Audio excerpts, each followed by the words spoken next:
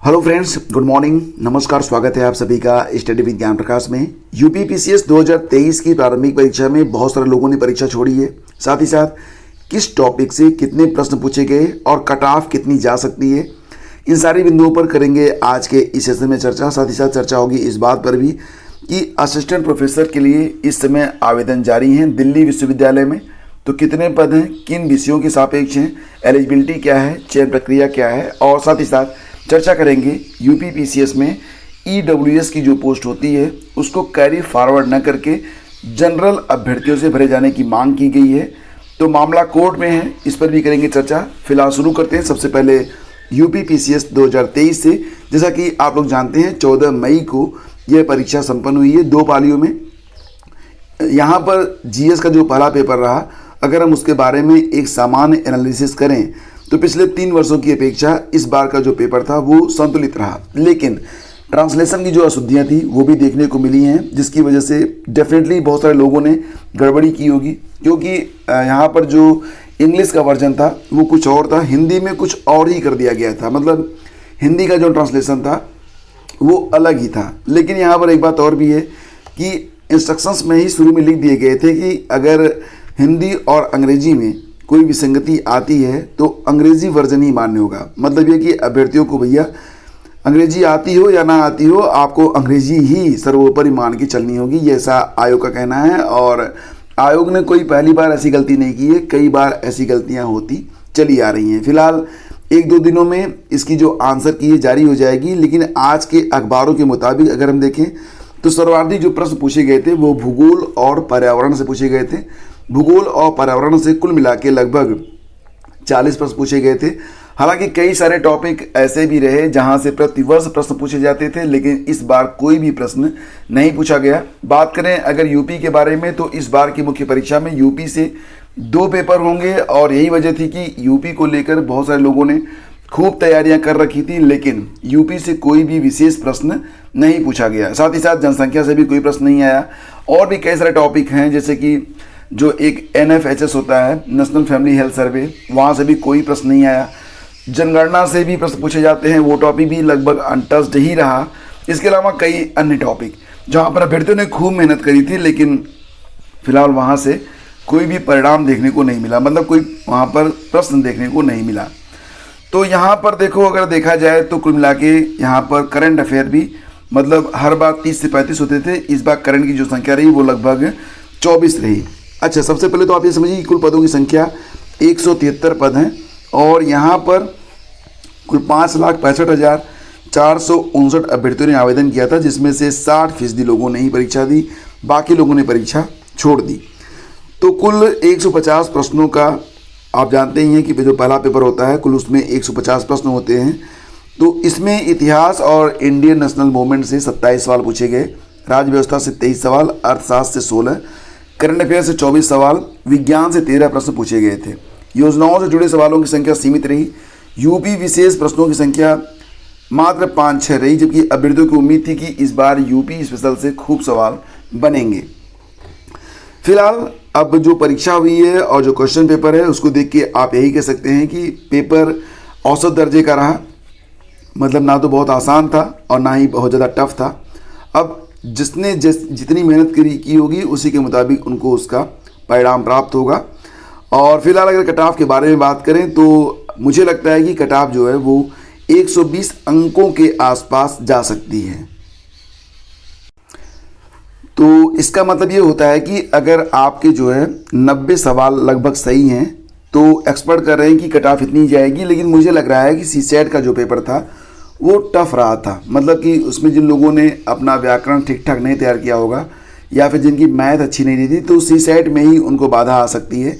इसके मुताबिक मुझे ये लगता है कि अगर आप 85+ पर भी हैं तब भी आप उम्मीद रख सकते हैं। हालांकि ऑफिशियल आंसर की आने के बाद यहाँ पर जो फिगर होगा वो बिल्कुल क्लियर रहेगा, तो इस बात को आप लोग समझ सकते हैं। देखो फ्रेंड्स, यहाँ पर कुल मिला के 150 प्रश्न होते हैं, 200 पूर्णांक होता है, मतलब एक प्रश्न होता है वो 1.33 अंकों का रहता है। ठीक है, और यहाँ पर नेगेटिव मार्किंग भी होती है। नेगेटिव मार्किंग कितनी रहती है?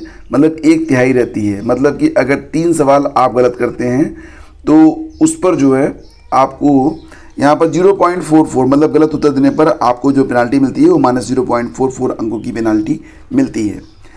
तो यहाँ पर जो मतलब ये पेपर वाले हैं उनके मुताबिक भूगोल और पर्यावरण के प्रश्न सफलता की कुंजी, ऐसा कुछ भी नहीं है। ऑल ओवर आपको जो है 90 के आसपास मतलब 85 से अधिक प्रश्नों को स्कोर करना है। काटपीट करने के बाद अगर इतने प्रश्न आपके बन रहे हैं तो आप मान के चल सकते हैं कि आप मुख्य परीक्षा के लिए चयनित हो चुके हैं। बाकी बस 1-2 दिनों का खेल है। अब इस समय तो YouTube पर 10,000 आंसर कीज आपको देखने को मिल जाएंगी, लेकिन सही कोई भी नहीं है। कहीं ना कहीं कोई न कोई, देखो कुछ प्रश्न तो ऐसे थे कि जिनका आंसर आयोग ही बता पाएगा कि ये प्रश्न कौन सा है और इसका उत्तर कौन सा है, ठीक है। हालांकि आज आपको ऑफिशियल आंसर की हो सकता है कि शाम तक, उम्मीद इसकी कम है, लेकिन 2-1 दिनों में आपको ऑफिशियल आंसर की देखने को मिल जाएगी। और रही बात आंसर की तो एक शुद्ध या शुद्धतम आंसर की मैं आज इस चैनल पर अपलोड करूंगा, तो वो लोग आप लोग जाके देख लीजिएगा। और जिन लोगों ने अभी तक IAS PCS master class YouTube channel को सब्सक्राइब नहीं किया है, तो फ्रेंड्स मैं आप लोगों से अनुरोध करता हूं कि आप लोग इस चैनल को सब्सक्राइब जरूर करें। चैनल का नाम क्या है? IAS PCS master class. तो इस चैनल पर आज से आपके लिए जो वीडियो एग्ज़ाम है तो उसके लिए पूरी तैयारी टॉपिक वाइज स्टार्ट की जाएगी। यहाँ पर आपको प्रैक्टिस सेट भी दिया जाएगा, यानी कि आपका मॉक टेस्ट भी होगा, और टॉपिक वाइज हर चीज़ हम पढ़ेंगे। समय बहुत कम बचा हुआ है, तो अभी कहाँ आराम बदा, ये मूक निमंत्रण छलना है, अरे अभी तो मिलो मुझको चलना है। तो यहाँ पर टॉपिक वाइज अगर आपको पढ़ना है तो आप लोग इस चैनल पर आ सकते हैं और एक कंप्लीट तैयारी कर सकते हैं।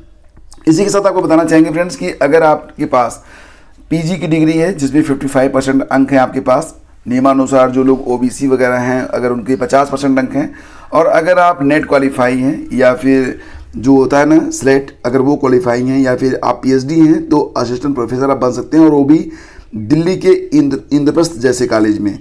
तो दिल्ली के इंद्रप्रस्थ कॉलेज ऑफ वुमेन में सहायक प्रोफेसरों के पदों पर भर्ती निकली है। इसके लिए जो ऑफिशियल वेबसाइट है वो है colrec.ued.ac.in। ये इस वेबसाइट पर जाकर आप आवेदन कर सकते हैं। आवेदन की जो अंतिम तारीख है वो 29 मई है, और इस भर्ती के लिए 2 मई से ही आवेदन जारी है। कुल पदों की संख्या है 123। तो फ्रेंड्स यहाँ पर पदों की डिटेल चेक कर लेते हैं। आपको बता दें कि कॉमर्स के लिए कुल 11 पद हैं, कंप्यूटर साइंस में 9 पद हैं, अर्थशास्त्र में 8 पद हैं, अंग्रेजी में 10, HDFC में 2 पद हैं और हिंदी में 8 पद हैं, इतिहास में 7 पद, गणित में 7 पद, दर्शन में 9 पद, शारीरिक शिक्षा में 1 पद है, राजनीति विज्ञान में 10 पद हैं, मनोविज्ञान में 10 पद हैं, संस्कृत में 4 पद हैं, ENVS में 8 पद, भूगोल में 11 पद और समाजशास्त्र में 8 पद शामिल हैं। तो इसके लिए अगर आप आवेदन करना चाहते हैं तो सीधे आप आवेदन कर सकते हैं, और इसके बाद आपका जो अंक होगा उसी के आधार पर आपको शॉर्टलिस्ट किया जाएगा। इसके लिए जो फीस होगी वो 500 रुपये है, और अगर आप SC ST PWD और महिला उम्मीदवार हैं तो कोई शुल्क नहीं है, बिल्कुल मुफ्त में आप आवेदन कर सकते हैं। और जो चयन प्रक्रिया होगी तो इसमें क्या होगा कि इंटरव्यू और डॉक्यूमेंट वेरिफिकेशन होगा बस। तो अगर आप DB राउंड के बाद सफल उम्मीदवार होते हैं तो आपका नाम फाइनल लिस्ट में जारी कर दिया जाएगा। वहीं पर बात करते हैं फ्रेंड्स CDPO के 10 पदों के मामले में जवाब तलब। तो जैसा कि आप लोग जानते हैं कि 12 अप्रैल 2021 को PCS 2020 की 487 सीटों पर 476 के लिए ही परिणाम जारी किए गए थे। बाकी जो पद थे वो EWS के लिए थे, जिनको कैरी फॉरवर्ड करने की बात कही गई थी, लेकिन इस पर अभी तक कोई डिसीजन नहीं आया था, मामला अब कोर्ट में है। तो यहाँ पर जो याची हैं उनके मुताबिक UP EWS अधिनियम 2020 की धारा 3(6) में प्रावधान किया गया है कि यदि किसी परीक्षा के लिए जारी विज्ञप्ति में EWS का पद खाली रह जाता है तो उन्हें सामान्य वर्ग के योग्य अभ्यर्थियों से भरा जाएगा, उन्हें कैरी फॉरवर्ड नहीं किया जाएगा। लेकिन 10 EWS की जो सीटें थी PCS 2020 में, और ये जो पद थे वो किसके लिए थे, तो ये जो पद थे वो CDPO के लिए थे, बाल विकास परियोजना अधिकारी के पद थे, उनको कैरी फॉरवर्ड भी नहीं किया गया और इन पदों को भरा भी नहीं गया। तो अब ये मामला कोर्ट में है, और यहाँ पर आदेश मतलब कि जो एक क्लियरेशन मांगा गया है कोर्ट के द्वारा कि आखिर ये जो 10 पद थे EWS के, तो इन पदों को कैरी फॉरवर्ड नहीं किया गया तो भरा क्यों नहीं गया। इलाहाबाद हाईकोर्ट ने UP PCS 2020 में CDPO के 105 पदों में से 10 EWS पदों को कैरी फॉरवर्ड न करके रिजल्ट घोषित करने की मांग में दाखिल याचिका पर लोक सेवा आयोग से जवाब मांगा है। तो देखो फ्रेंड्स, यहाँ पर ये मांग की जा रही है कि जो EWS के पद होते हैं वो EWS से ही भरे जाएं, अन्यथा की स्थिति में ये पद जनरल कैटेगरी से भरे जाएं, मतलब उसको कैरी फॉरवर्ड नहीं किया जा सकता। ऐसी बात यहाँ पर नियमावली में कही गई है। फिलहाल देखते हैं अगर इस पर कुछ सकारात्मक आदेश आता है या फिर डिसीजन लिया जाता है तो डेफिनेटली आगामी जो परीक्षाएं होंगी उसमें भी जो अभ्यर्थी होंगे उनको इसका फ़ायदा देखने को मिलेगा। तो दोस्तों ये थी आज की न्यूज़ अपडेट, और अगर सेशन आपको अच्छा लगा तो लाइक और शेयर करना बिल्कुल मत भूलिएगा।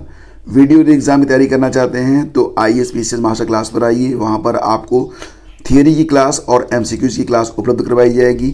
करंट अफेयर के लिए मैं आप लोगों से यही कहूँगा कि क्योंकि ये परीक्षा जून में होनी है तो कम से कम 10 जून तक का करंट अफेयर आप लोग तैयार करें, और करंट अफेयर के लिए आप लोग हमारी जो PDF है उसका भी सहारा ले सकते हैं, जिसमें हम आपको अक्टूबर से लेकर पूरा जो है मई और 10 जून तक का जो करंट अफेयर है वो एक साथ कंपाइल करके दे देंगे। बस इतना पढ़ लीजिए, आपको कहीं और जाने की ज़रूरत नहीं पड़ेगी। जितने भी लोगों ने हमारी PDF से UP PCS की तैयारी की है उन लोगों के जो रिस्पांस होंगे फिलहाल वो आप कमेंट बॉक्स में देख सकते हैं।